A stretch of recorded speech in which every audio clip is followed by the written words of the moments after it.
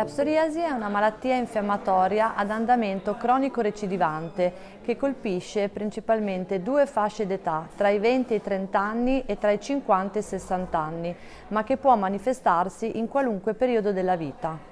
Colpisce in egual misura entrambi i sessi ed è caratterizzata da chiazze o placche eritematodequamative. La forma principale è la psoriasi in placche, ma ne esistono altre varianti in base alla morfologia e alla localizzazione delle manifestazioni cliniche.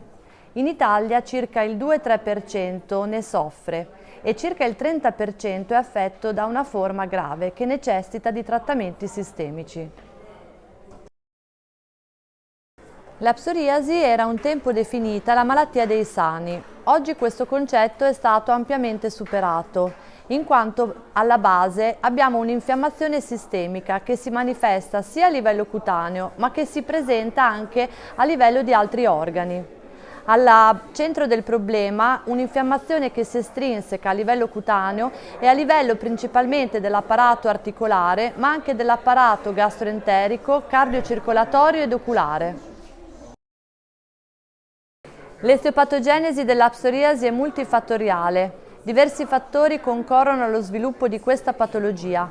Tra i fattori genetici abbiamo multipli geni e non un solo gene. Tra i fattori ambientali abbiamo lo stress e le infezioni batteriche come lo streptococco e altri fattori il fumo e l'obesità.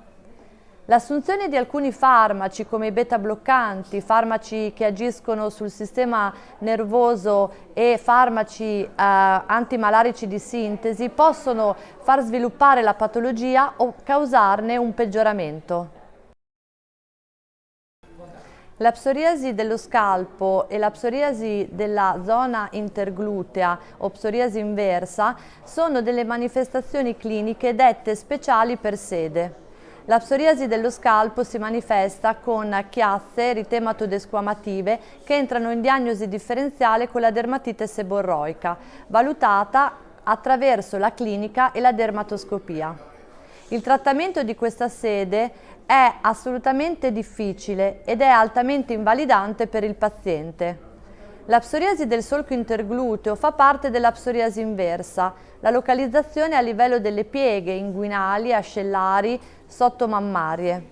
Si manifesta con un quadro di intertrigine in cui manca la produzione delle squame e molto spesso è sintomatica per il paziente. Anche questa forma è altamente invalidante ed è difficile il trattamento.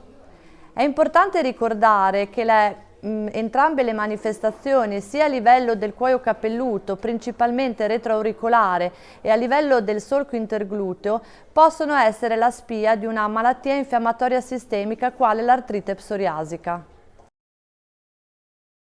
I trattamenti per la psoriasi sono molteplici e variano a seconda della gravità. La gravità viene valutata attraverso degli indici, il PASI che valuta la severità, l'estensione e le manifestazioni cliniche quale l'eritema e la desquamazione e la qualità di vita del paziente valutato attraverso il DLQI. Si individuano tre gruppi di psoriasi: psoriasi lieve, psoriasi moderata severa e psoriasi grave. La psoriasi lieve presenta un'estensione inferiore al 10% della superficie corporea. Il trattamento sarà principalmente attraverso l'associazione betametasone e calcipotriolo. Nella psoriasi moderata severa abbiamo una localizzazione tra il 10 e il 20% della superficie corporea, ma anche una estensione inferiore al 10% e una localizzazione in sedi speciali o sedi difficili. L'associazione tra il farmaco topico e la fototerapia può essere utilizzata. Inoltre in questo tipo di psoriasi vengono utilizzati farmaci sistemici tradizionali. Il più utilizzato è il metotrexate, a seguire la ciclosporina. Al fallimento di questi farmaci è possibile utilizzare farmaci biologici o farmaci biosimilari. La psoriasi grave presenta una localizzazione maggiore del 20% o tra il 10 e il 20 e un DLQI superiore a 10.